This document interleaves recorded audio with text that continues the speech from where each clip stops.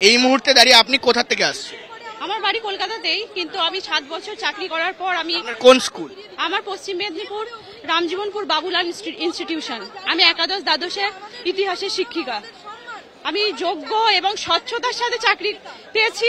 আমি একটি বেসরকারি কলেজে, রামকৃষ্ণ মিশনের কলেজে প্রায় 8 বছর চাকরি করেছি। সেই চাকরি ছেড়ে একটি ছোট বাচ্চাকে নিয়ে আমি একা যুদ্ধ করছিলাম।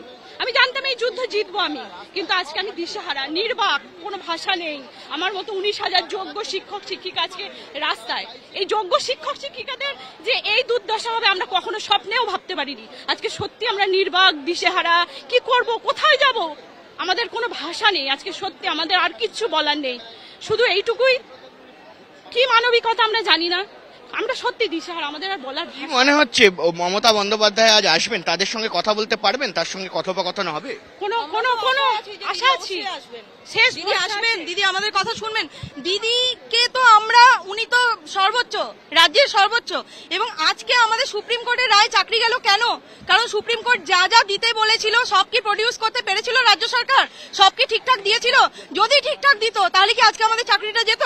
আর এতজন যে টাকা দিয়ে চাকরি পেয়েছে তাদেরকে বাদ না দিয়ে, যারা টাকা দিয়ে চাকরি পায়নি, যারা যোগ্য ক্যান্ডিডেট, যারা সত্যিকারের পড়াশোনা করে, পরিশ্রম করে, রাতের পর রাত জেগে, দিন জেগে, কোনো দিকে না তাকিয়ে শুধু পড়াশোনাটা করে গেছে, কেন? কারণ একটা স্টেবল জব, একটা চাকরি, একটা সরকারি চাকরির জন্য। সেই চাকরি, সেই স্টেবল জব আজকে আমাদের চলে গেল। 6 বছর পরে সবার মাথায় ইএমআই, সবার উপর লোন আছে, সবার বাবা মার ওষুধ, বিয়ে করেছে, বাচ্চা হয়েছে। আজকে এই 6 বছর পরে সেই 40 ঊর্ধ্ব মানুষগুলো কোথায় চাকরি খুঁজবে, কোথায় যাবে, কেনই বা যাবো? আপনি কোথা থেকে আসছেন? আপনি কোথা থেকে আসছেন এবং কোথাকার শিক্ষক? আমার বিদ্যালয় হচ্ছে পূর্ব মেদিনীপুরে, আমার বাড়ি হাওড়া, স্কুল পূর্ব মেদিনীপুর। সেখানে কতজন শিক্ষক ছিল? আমার স্কুলে মোট 7 জন শিক্ষক ছিলেন। সেই 7 জন শিক্ষকই আজকে চাকরিচ্যুত। 7 জনই চাকরিচ্যুত? 7 জনই। এবং কে টাকা দিয়েছে, কে টাকা দেয়নি আমি জানি না তার মধ্যে, কারণ আমি তো সেখানে ভেরিফিকেশন করিনি। ভেরিফিকেশন করেছে কোর্ট, ভেরিফিকেশন করেছে সরকার। তাদের মধ্যে কতজন আনটেন্ড আমার জানার দরকার নেই, কিন্তু আমি যে যোগ্য, যদি সেই 6 জনের মধ্যে যদি 5 জনও যোগ্য থাকে তাদের চাকরিটা ফেরত দেওয়া হোক।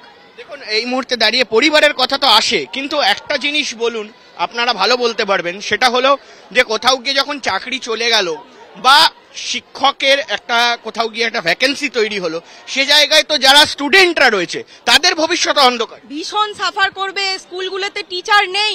আমরা 28টা করে ক্লাস সামলাই। কেন জানেন? কারণ ওই বাচ্চাগুলোর মুখের দিকে তাকিয়ে। আমরা এছাড়াও অন্যান্য কাজও প্রচুর করতে হয় আমাদের। প্রত্যেকজন নোডাল টিচার রয়েছে, কেউ কন্যাশ্রী, কেউ শিক্ষাশ্রী, কেউ ঐক্যশ্রী, এইসব কাজও আমরা সামলাই। তার সাথে সাথে পরীক্ষা চলছে প্রত্যেকটা স্কুলে, এবং তার সাথে সাথে এখন হলিস্টিক কার্ড পাঠিয়ে দিয়েছে স্কুলে। সেই কাজগুলোও কিন্তু ডিস্ট্রিবিউশন হয়ে গেল। আমি জানি না স্কুলগুলো কিভাবে চলছে বা এইচএমরা কিভাবে চালাচ্ছেন, কিন্তু শিক্ষকের যে এই যে অভাব, স্কুল তো থমকে যাবেই, থুবড়ে পড়বেই। কারণ এতদিন টিচার রিক্রুটমেন্ট হয়নি, অলরেডি শিক্ষক কম আছে। সেই জায়গায় এতজন শিক্ষক বলুন, অশিক্ষক কর্মচারী বলুন, সবাইকে এক লপ্তে ছাঁটাই করে দেওয়া, সেখানে তো একটা কি বলবো, একটা ভ্যাকেন্সি একটা ক্রিয়েট তো হবেই। স্কুল চলবে কি করে? স্কুল চলা তো সম্ভবই নয়। একেবারে এই মুহূর্তে দাঁড়িয়ে স্পষ্টত বোঝাই যাচ্ছে যে চিত্রটা আমরা এই মুহূর্তে দেখাচ্ছি নেতাজি ইন্ডোর স্টেডিয়ামের সামনে থেকে, যে 19,000 মানে 25 থেকে 26,000 চাকরি প্রার্থী ছিলেন যে সময় চাকরি পেয়েছিলেন 2016 সালের প্যানেলে, এবং সেখান থেকে কিন্তু 19,000 চাকরি প্রার্থী বা যারা শিক্ষক তারা বলছেন তারা যোগ্য, এবং সেই যোগ্য শিক্ষক শিক্ষিকা যারা রয়েছেন তাদেরকে এই মুহূর্তে নেতাজি ইন্ডোর স্টেডিয়ামে তাদের সঙ্গে আলাদা করে বৈঠক করবেন, কথা বলবেন বলে জানিয়েছেন রাজ্যের মুখ্যমন্ত্রী মমতা বন্দ্যোপাধ্যায়। কিন্তু মূলত এখানকার যারা শিক্ষক শিক্ষিকারা রয়েছেন তারা কিন্তু বারে একটি কথা বলছেন যে এই মুহূর্তে রাজ্য সরকারই কিন্তু এই যে গোটা ঘটনা, সেই ঘটনার জেরে দায়ী, এবং সে কারণে কিন্তু তাদের যে ক্ষোভ, সেই ক্ষোভ এই মুহূর্তে চোখে পড়ছে। এবং তার পাশাপাশি আরও একটি কথা বলে রাখা ভালো, এই যে টিকিট সবাইকে দেওয়া হয়েছে, গলায় যারা ঝুলিয়ে রেখেছেন, এই টিকিট নিয়ে কিন্তু কিছুক্ষণ আগে ঝামেলা লাগে, এবং সেখানে দেখা যায় যে এক সংখ্যক গোষ্ঠী তারা এসে এই টিকিটের দাবি করেন, এবং শুধু তাই নয়, এই টিকিট ছিনিয়ে নেন, এমনটা অভিযোগ। এবার দেখার যে কারা যোগ্য কারা অযোগ্য এই মুহূর্তে প্রমাণিত কিন্তু এই মুহূর্তে হয়নি। কিন্তু সেখানে দাঁড়িয়ে এই মুহূর্তে দেখুন এখানে স্লোগানিং চলছে। কোথা থেকে আসছেন? দক্ষিণ 24 পরগনা থেকে। কোন স্কুল আপনার? Monitor Raimoni institution. কজন ছিলেন সেখানে? আমরা ওখানে 5 জন শিক্ষক এবং 3 জন সহকারী শিক্ষক।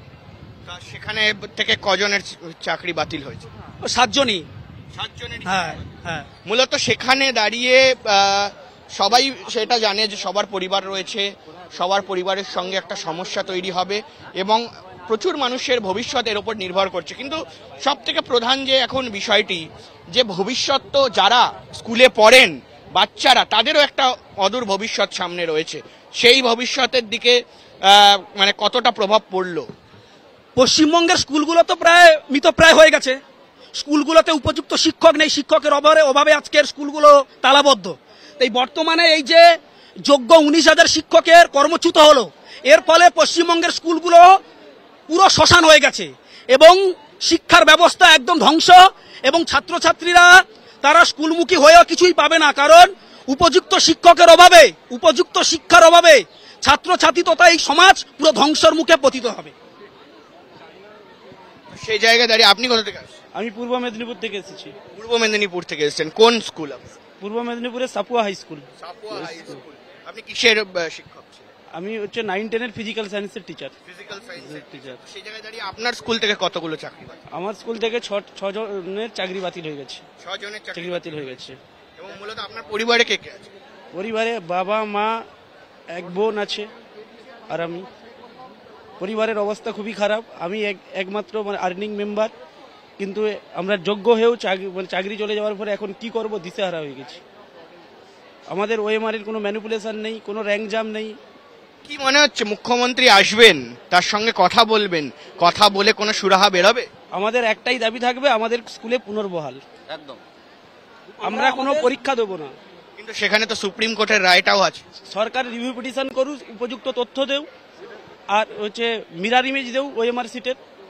সরকার যথা মিরার ইমেজ লুকিয়ে রাখছে সেখান থেকে বের করে মিরার ইমেজ দেও, জমা দেও। আমরা কোনো পরীক্ষা দেবো না। মুখ্যমন্ত্রীর থেকে কি আশা করছি? কি আশা করব, মানে কোনো ললিপপ দিতে পারে, এটা স্বাভাবিক, কারণ উনি তো পারতেন পুরো বিষয়টাকে আজকে এতদূর গড়িয়েছে উনি মানে দায়ী বলবো, যেহেতু সুপ্রিমো উনি রাজ্যের। আর দিল্লিতে আমরা সুপ্রিম কোর্ট, আমরা ভারতবাসী, এটা আমাদের একটা সর্বোচ্চ সাধারণ মানুষের জন্য যে ন্যায়ালয়, সেখান থেকে আমরা বিচার পেলাম না। চিফ জাস্টিস তার কোন গ্রাউন্ড থেকে তিনি এই জাজমেন্টটা দিলেন যে অমানবিক? এখানে আমরা যে এত আজকে সায়েন্স পড়ে ম্যাথামেটিক্স, আমার যেটা ব্যক্তিগত অভিজ্ঞতা, এত হার্ড অ্যান্ড সোল্ড চেষ্টা করেছি। আমার ফ্রেন্ড সার্কেল, আমি সায়েন্সে কোনো দুর্নীতি দেখিনি। ইভেন সায়েন্সে পোস্ট ফাঁকা থাকে, সেখানে কি করে এত বড় একটা সিদ্ধান্ত নেয় মানে সুপ্রিম কোর্টের চিফ জাস্টিস তিনি? আমরা একটা স্টুডেন্টকে, এটার জন্য দায়ী কে? এটার জন্য দায়ী এটা দায়ী হচ্ছে পুরো কমিশন, রাজ্য সরকার। তারপরে নেক্সট যেটা লেটেস্ট দায়ী হচ্ছে যে সেটা হচ্ছে সুপ্রিম কোর্টের প্রধান বিচারপতি।